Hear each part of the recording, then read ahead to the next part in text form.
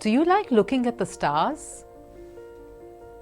The cosmos became accessible to human observation thanks to the use of telescope. Let's get back on Earth to the place where we can study cell biology. In order to see the smaller world of living organisms, the microscope had to be invented.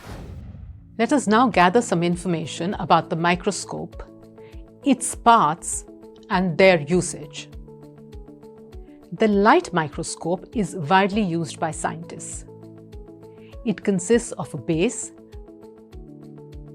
and an arm to which the remaining parts are attached. A lens system called the condenser lens is present.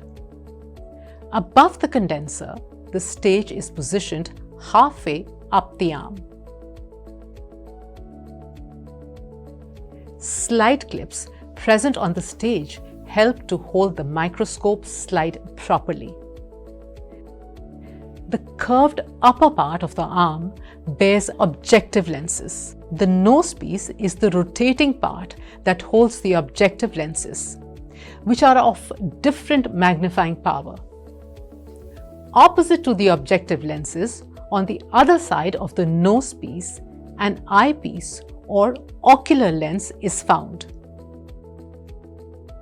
The arm has a fine adjustment knob and a coarse adjustment knob, which help to move either the stage or the nosepiece to focus the object. When we place the glass slide, which contains a drop of pond water on the stage, and switch on the light source, the light goes towards the condenser lens that focuses light to a tiny spot of the specimen through an opening in the stage. From the specimen, the light goes to the spherical objective lens, which brings about the image of the object into focus through the objective lens.